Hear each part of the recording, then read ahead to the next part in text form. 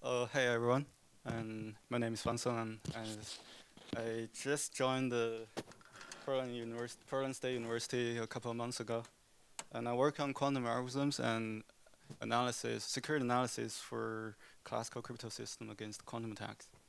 And it's a great pleasure to be here, and I want to thank the organizers for putting together such a great program, and this whole forum has been awesome so far, and I hope it will still be the case after my talk. And so, all right. So what am I going to talk about? Well, I'm going to talk about what we are we talking about when we talk about post-quantum cryptography. Well, this is now very informative, and here's come the real title. Does it sound better? I don't know. It's your judge. And anyways, I'm gonna share some of my personal view on post-quantum cryptography and give you a little flavor about how quantum algorithms work. And yeah, I want to say, feel free to interrupt me during the talk for any questions or comments. All right, let's get started. So yeah, I often start my talk with this big question: how does cryptography change in a quantum world? I guess everybody must have a lot to say already, but let's hold on that for a second. So what I want to say is, we should really feel lucky to to be able to witness the triumph of modern cryptography. And what's more, we should be proud that we are part of the contribution. So we have, there are just so many fundamental new and beautiful ideas.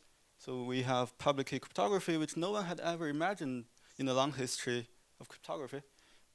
And this picture shows Diffie and Hellman, the two pioneers in public key cryptography. And they won the 2015 Turing Award. And we also have developed symmetric key cryptography, which we use every day. And there are also more sophisticated cryptographic protocols, which we can do secure computation. For example, which we can use them to implement a secure voting system. Although maybe sometimes the security of a voting isn't the most important thing. There are other more serious concerns in some voting, like the presidential election. But anyways,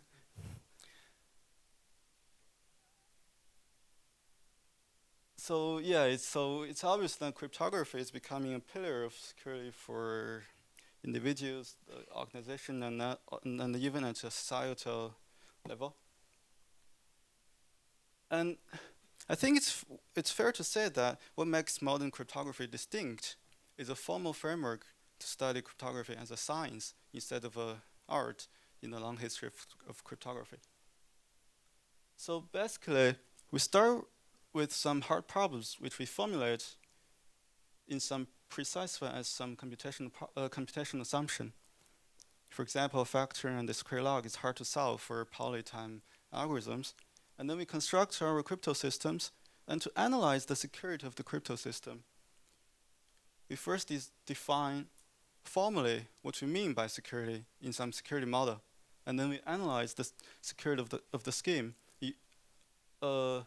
typically in a form of proof, which goes like, if you can break the scheme, then you can solve the hard problem. And by contradiction, that means your scheme is secure. And because of these fundamental contributions,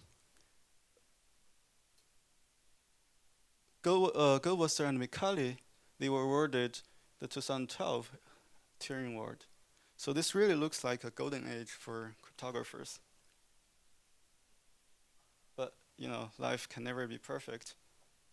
The law of quantum physics forces us to reconsider many of what we had known before, including cryptography, and that's the reason we are here. So I believe you've more or less heard something about the unique phenomena in quantum physics, like quantum superposition, which is usually illustrated by this poor cat of Schrodinger's, which is seeing a superposition of being alive and dead. And we also heard about this unique feature called quantum entanglement in some of the previous talks. And So physicists call those quantum weirdness, but for computer scientists, this quantum weirdness actually inspired a new framework for computation. And that's how the idea of quantum computer arises. So instead of talking about a conventional bit, which is either 0 or 1, we talk about qubits, which can be in a superposition of both 0 and 1. And then we design quantum gates and quantum circuits to manipulate these qubits. And turns out this does give us a very powerful computational device, which we'll see in a second.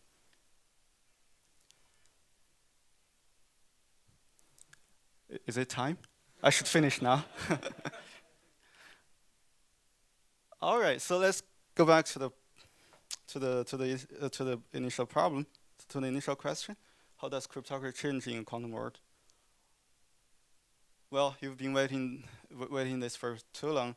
Oh no, public cryptography is just falls apart because we can solve factoring, discrete log efficiently on quantum computer. So obviously we need alternative problems to build crypto on, and we've done really exciting work along this line. We've identified problems and constructed really nice crypto system based on lattices, codes, and other problems. But I think one question we need to ask ourselves again is, are these new problems really hard? In particular, are they hard against quantum computers? And I should say that the number of people who are seriously studying these problems from the quantum algorithm perspective, that's a small number. And you can probably tell it from the program.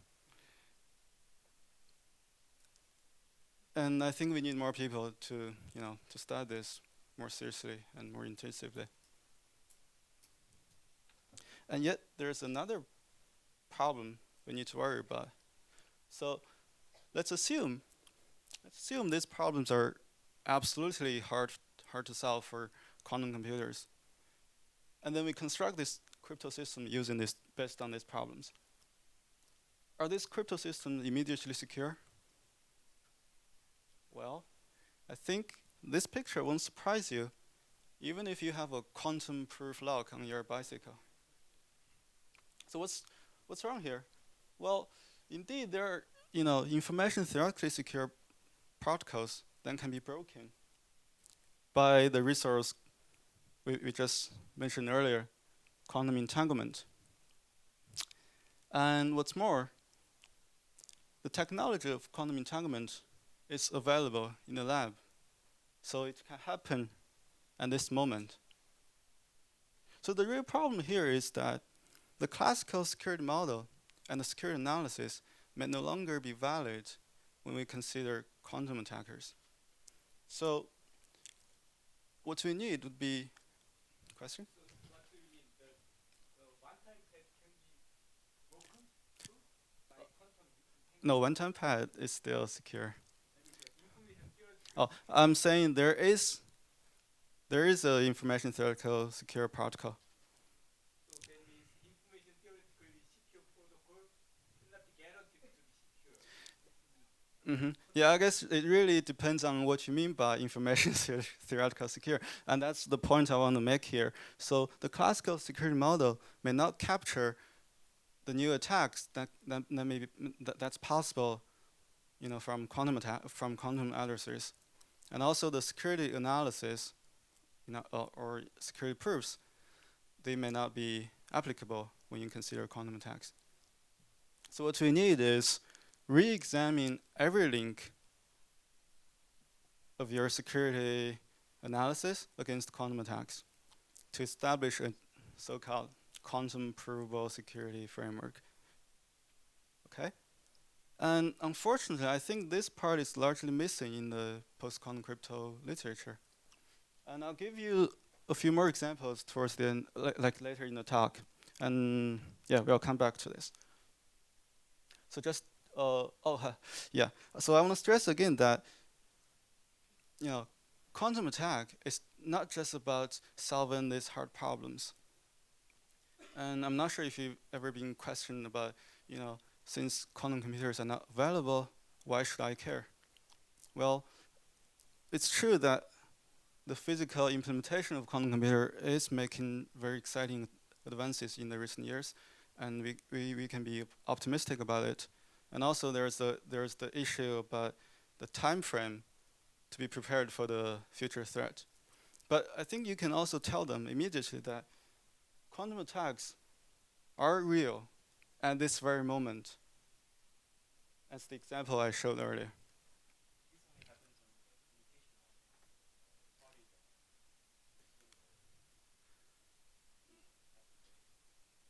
No, this is the example I gave you. The communication are classical. Everything is classical, except the adversaries.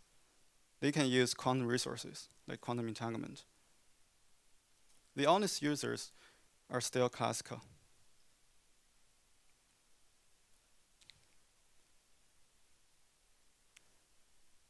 All right. Okay. So just a quick recap. We've seen two problems that quantum computing brings us into classical cryptography. Hard problems are broken and security framework may fail. And we're gonna need construct new problems and based on those new crypto systems.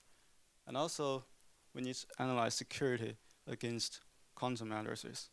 So both should be entailed in post-quantum cryptography. And I want to mention briefly that quantum doesn't just do evil to us. It can be taken, it can also do something positive.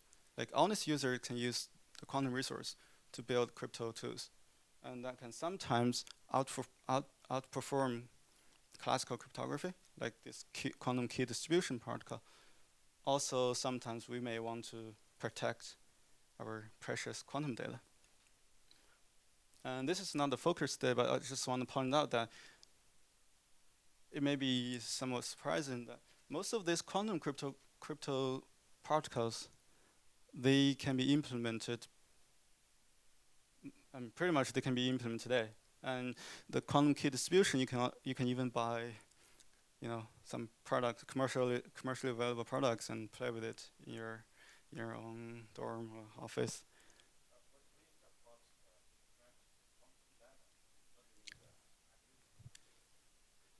So like when we usually talk about encryption, we have some classical bits, and we design an algorithm to encrypt the classical bits. Here I'm saying, suppose your message itself is encoded in some quantum data, encoded as a quantum state, and you want to protect the quantum state so that no one can tell what that state is. So you can design an encryption scheme that encrypts this quantum data. Yeah. There's a analog called quantum.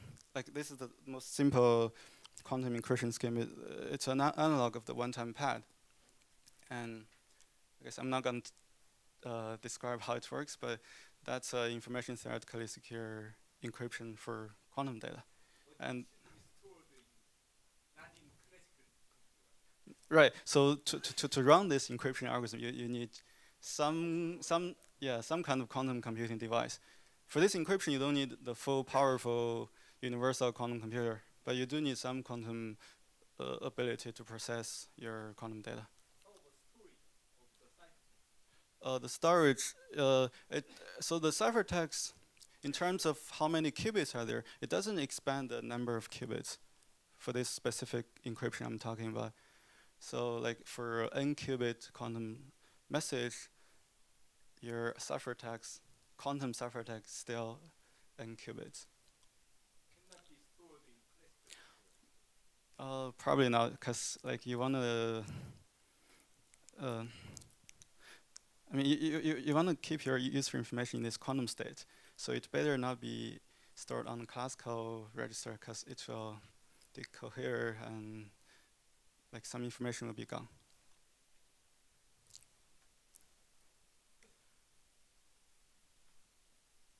All right. So now that we have a big picture, I'm gonna give you some real meat for this talk. But I'll, I'll make sure I keep everything high level. So I know this is the last talk and everybody's exhausted, me in particular. So what I'm gonna do in the rest of the talk is I'm gonna tell you some recent advance in quantum algorithms and how they can be used to break some lattice-based crypto, which previously people thought they're quantum secure. And I'm gonna tell you a little bit about about a general quantum algorithmic framework called the hidden subgroup problem, which captures all these attacks. I mean, the quantum algorithm behind all these attacks. And in the second part, I'm going to give you a few more examples where classical security frameworks seem to fail. All right, let me start from algorithms. Sorry, is there a question? No? Okay, let's proceed. All right, so for quantum algorithms, I want to again ask a very broad question. So like, we care about whether the problems the alternative problem we have these days for post-quantum cryptography are still hard for quantum computers. So let me ask, which problems can be solved faster on a quantum computer than on a classical computer? Well, we all know there exists polytime algorithm, quantum algorithm for factoring and discrete log, and there are also some other basic problems in algebraic number theory that can be solved efficiently, like the unit group problem, the principal ideal problem, the class group problem. So for constant degree number fields, these problems can be solved efficiently by a quantum algorithm.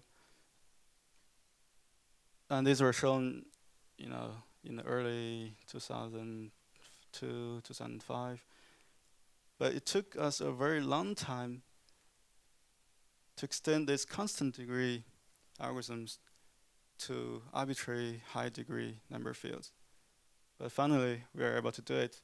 And that was done in 2 papers with my co-authors, one in 2014 and one just appeared earlier this year in this year's SODA.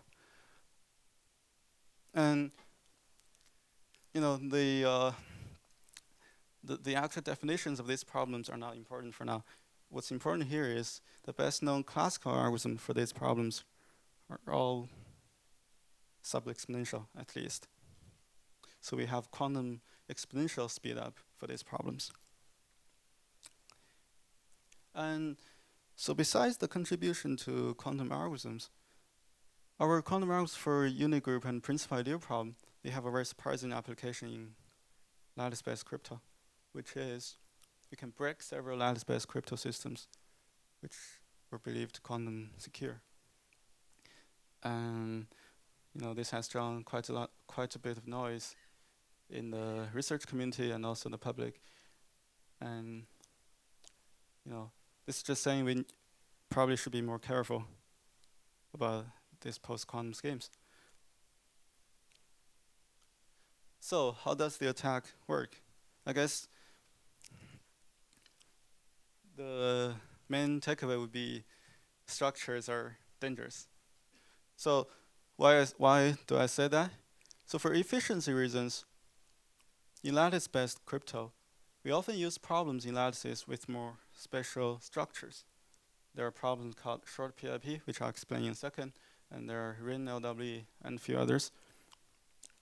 And unfortunately, the short PIP-based crypto systems are all going to be broken. And that include some fully homomorphic encryption scheme and some multilinear mapping scheme. All right, so how does it work? So first of all, what is short PIP? So short PIP is like you're given an object called principal ideal lattice, if you like, and which is ideal or lattice generated by a single element, and you want to find a short generator for this principal ideal. And it turns out finding a short generator is no harder than finding an arbitrary generator. And there's a very simple classical procedure to reduce the size of the generator. So everything boils down to find a generator, an arbitrary generator. And that's exactly what our quantum algorithms do. We can find a generator, and by this simple classical procedure, we can reduce the size and solve short PIP, and all the crypto systems are broken as a result. Okay? All right, so oh no, so this is principal ideal in cyclotomic fields, right? Good question. So this attack, it works in, it solves a special problem in a special family of lattices, but it causes attention.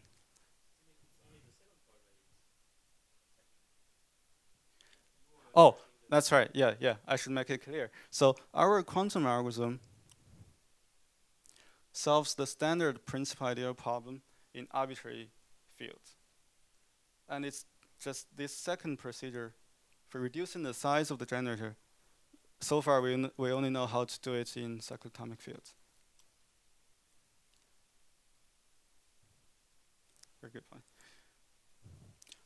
All right.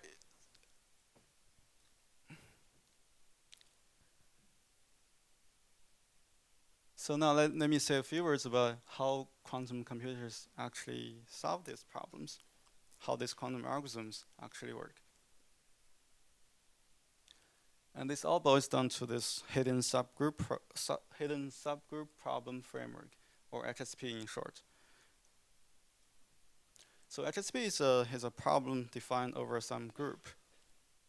And so this framework says, whenever you have a problem you want to solve, first you try to reduce the problem to some instance of the hidden subgroup problem over some group. And then you design a quantum algorithm for solving your HSP instance. And this combined will give you a quantum algorithm for solving your initial problem. And this framework captures most of the quantum exponential speedup, which we'll see in the next slide. And well, I can tell you briefly what the HSP problem looks like. And the standard definition is defined over a finite group G. And so we are giving a function from the group G to some set. And the function f is promised to have the property that there exists a subgroup H such that f is periodic on H, meaning within each coset, the function values are the same. Okay? And the second property is in different cosets, these values are distinct, so different colors for different cosets. And the problem here is we are given this function as an oracle, so we can query the function to get, you can ask an input and you get output of the function, and then you want to figure out what the subgroup is, what the hidden subgroup is. And so when we go from finite group to like infinite, especially continuous group, like the real space, the definition becomes more tricky, but we can handle it. All right, so let's look at some interesting HSP instances. So like factoring is reduced to HSP over the integers, and the square log is reduced to HSP over Zn times Zn. And this number field problems like principal ideal problem, unit group problem, they're reduced to HSP over the real space. And there's another problem called Simon's problem, which we'll see later. It's a HSP problem defined over Z2 to the n. And we have noticed that all these groups are abelian. And we know how to solve these abelian HSP problems efficiently on quantum computer. But I want to mention that non-abelian HSP is also interesting. In particular, there is a connection between the unique shortest vector problem and the HSP problem on the dihedral group. But unfortunately, or maybe fortunately for people in this room, We don't yet know an efficient quantum algorithm for non-abelian HSP in general. And this is a very important open question. Okay, and I think I can safely skip this slide because this is too technical and I don't even want to go into it. All right, so that's all I want to say about quantum algorithms. Any questions so far before I proceed to the next part? Okay, good. All right, so next I want to give you a few more examples where classical security framework doesn't seem sufficient. So recall that we said, besides the problem that the computational assumptions are no longer valid against quantum attacks, there are also the problem of security model and security proofs. They become not applicable against quantum attacks. So in terms of security model, it's really still at an early stage, trying to find, how to precisely capture quantum attacks. How do you define your security model to precisely capture the possible things that quantum attackers can do?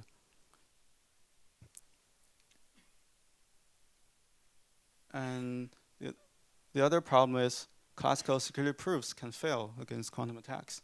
So how does a proof in cryptography usually work?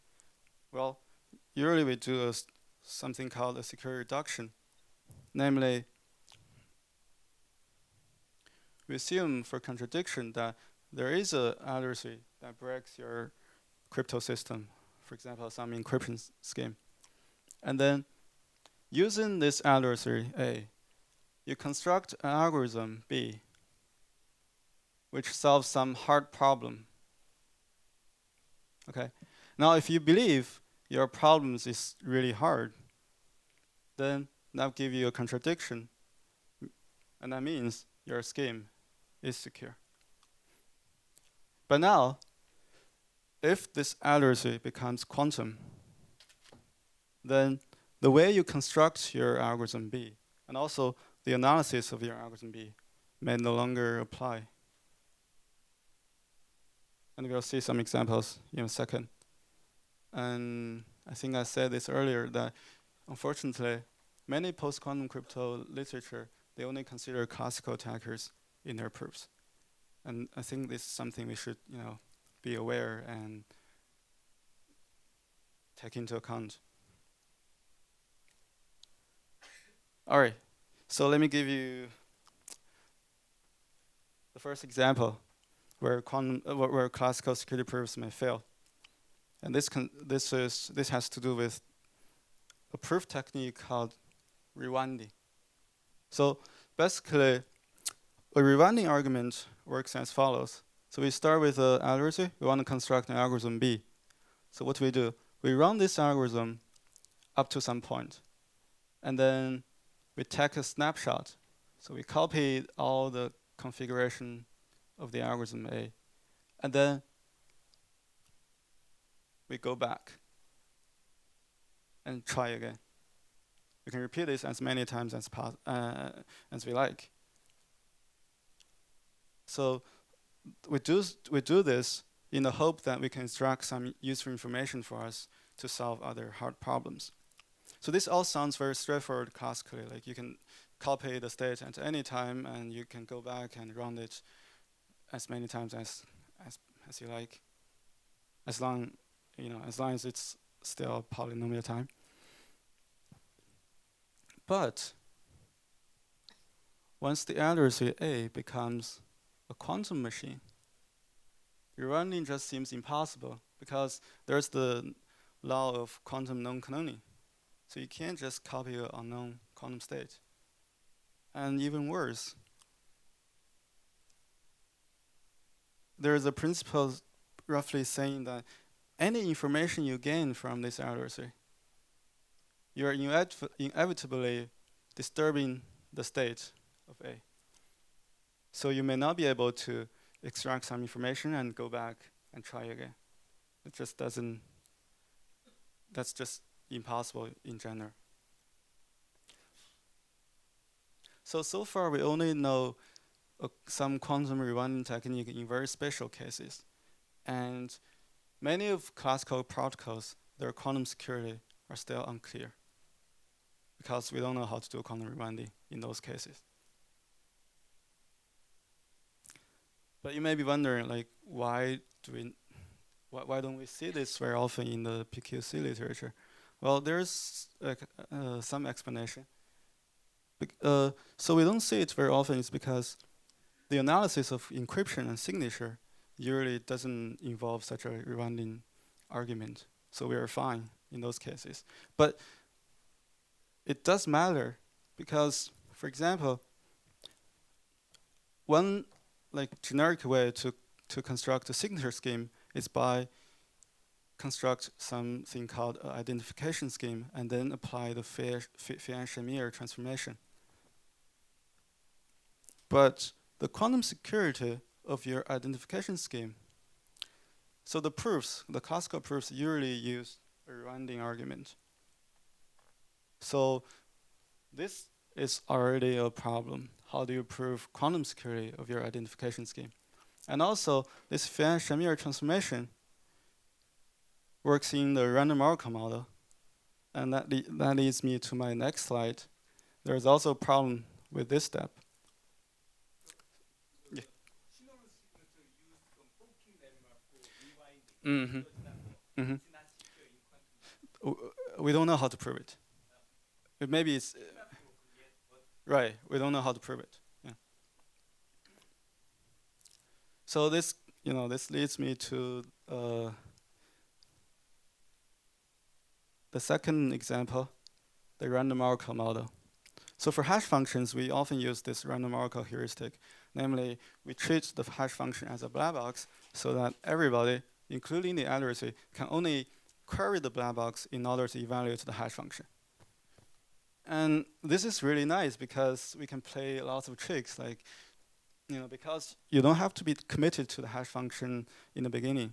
You can do this something called lazy sampling. Like whenever a query comes in, you can just sample a random response, as long as you keep consistency. And also there are other nice tricks you can play with in the random oracle model, like program the random oracle. It just makes a lot of proofs much easier, or even sometimes it's impossible without this random oracle heuristic. But in a quantum setting, if you allow quantum superposition query to the function, then none of the tricks seem to work anymore, right? Because essentially, even a single quantum query, in order to respond it, you pretty much have to commit to the entire function. And I'm not going to go into this. And I just want to say that there have been a lot of exciting work recently that restores many of the classical proofs. And that includes a variant of the Fang-Shamir transformation, which we can prove in a quantum random oracle model that is still secure. All right, one more example. So recently, there are some symmetric crypto schemes that can be broken, that can be attacked, at least, by quantum adversaries.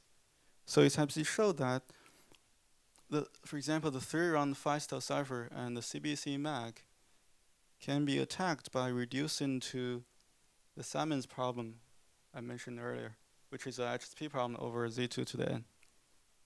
And we know we can solve this problem efficiently on quantum computer. And does that mean the schemes are broken? Well, yes and no.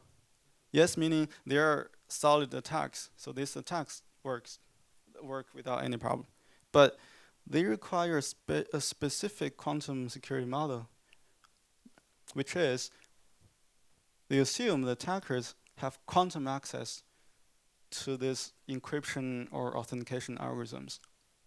And this, to me, is somewhat unrealistic,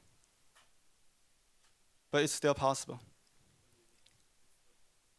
Well,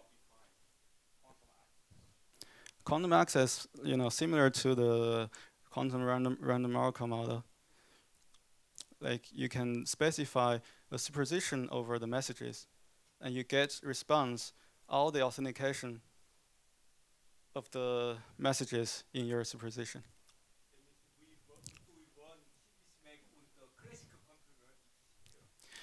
Yeah, it's fine. So one kind of artificial example scenario is that maybe in the future we have these signature cards which are implemented on some quantum circuit. So the attacker can have quantum access to it. But honestly, myself, I don't think this is a very it's even stronger than the side channel. You have access to the entire. Oh, I guess it's different. You have access to the algorithm itself, but you don't have any side information about the secret key. It's just a stronger quantum attacking model. We can debate about it, but it's something we should think about when we consider these schemes. And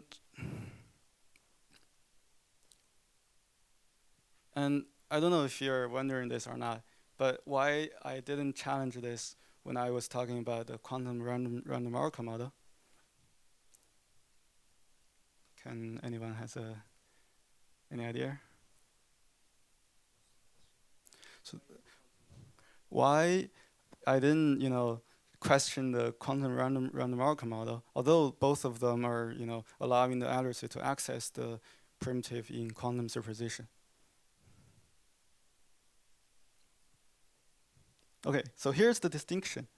For these schemes, this encryption or authentication scheme, they have a secret key inside, so that the encryption algorithm is like unknown to the adversary.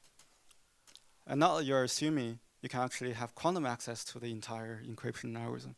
But in contrast, in quantum random outcome model, we are talking about hash functions, and hash functions are public.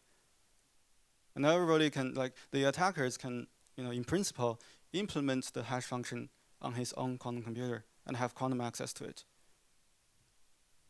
So to me, that's a more realistic model, and we should care more about.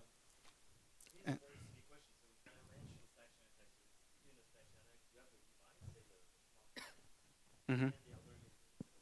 Mm-hmm. Mm-hmm.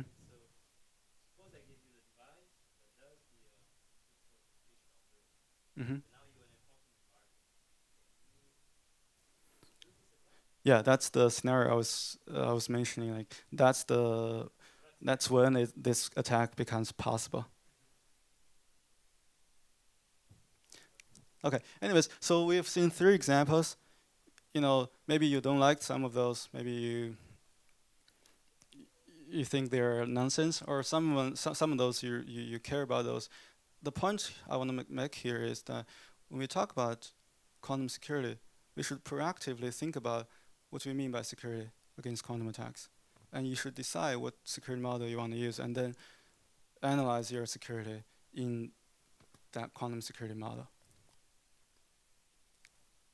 All right, let me wrap up very quickly. So we've seen 2 issues that quantum brings into cryptography, and I think we're going to need more study on the hardness of the new problems we propose, and also we need to be extremely careful when we talk about security against quantum attacks. And also there's the quantum cryptography, which could be a possible complement to conventional cryptography. And yeah, finally, I want to take this opportunity to post an ad for myself. So as I said, I recently joined Portland State University as an assistant professor, and I'm looking for PhD students to work on the topics I mentioned in this talk. And depending on my grant situation, I may be able to support a postdoc as well. So please help me spread the word, or if you are interested, please shoot an email to me. So I want to say Portland State University, the computer science program is very young, but it's already strong in some fields like machine learning and programming language. And also Portland, the city is absolutely nice in many ways. Nice food, nice views, and I don't know. I'm nice too. All right, I'll stop here. Okay, thank you for an interesting talk and advertisement. So, are there any questions or comments? Okay. I should go back to the first slide. A couple of questions. I've seen a modified Fujisaki Okamoto conversion by owner. It's have you seen that paper? It's he proposed the quantum random model security. Yeah. Yep. It's secure. Oh yeah. I'm convinced by his paper, his result. Like he proposed a variant of the Fujisaki Okamoto transformation, and he proved it in the quantum random marker model. And like so first of all, I'm convinced about the result, but I want to say that maybe I'm still on record, so I stop here. Okay, later I will ask. And then second question is, yesterday the Jintai introduced a paper by Peter Shaw and others for the quantum attack on LWE. So how do you think about the quantum security of LWE problem? Oh, that's a very challenging question. And like personally, I'm pretty confident about the LWE problem, at least in general, in its general form. But for the ring form, like ring LWE, I think because of this more like these specific structures in different rings, it's possible. You know, there are ways to solve them on quantum computers. How about M2? Can I say that? I mean, these are all very interesting questions we should study, and I think so far it's just too early to say anything conclusive. Question? Yeah. Sure. Okay, thank you for a nice talk. So, Thanks. your second topic is very attractive. So I was a program chair of PQ Crypto this year, 2016, and so unfortunately, so we have very few submissions on the topic, and I encourage people to submit and discuss. And but you know, I think this community has so little researcher on this topic. Right. So what do you think? How can we increase the number of researchers on this topic? Well, come do a PhD with me. No, I mean everybody should be aware and just study this, and we should encourage more people to work on this. Yeah, that's the most obvious thing I can think of at this moment. Okay. Yeah. Sorry, I don't have a more satisfying answer. Yeah. I mean, who can start this research? Who is eligible for this? Well, What is the prerequisite? well, you're giving me a hard time. Well, I really think anybody who has a basic background in cryptography and a little bit knowledge about quantum computing can start reading the literature and try to work on it. I don't. Is it better to have a quantum background to learn the cryptography this, or do you have cryptography and That's hard to say. Probably it's easier for a cryptographer to pick up some basics of quantum computing to study this. And later on, to actually dig into this, you probably need to learn a little more from quantum computing. And I was really lucky because when I was doing my PhD at Penn State, my supervisor, he's a quantum algorithm guy. And there's another very famous cryptographer, Adam Smith. And I was able to, extract from both of them. Yeah, that was really lucky for me. But I think, everybody can start and, just start and think about this and make contributions. Okay, more questions or comments? Maybe because its time is too late, we stop here. Thank you, the speaker again.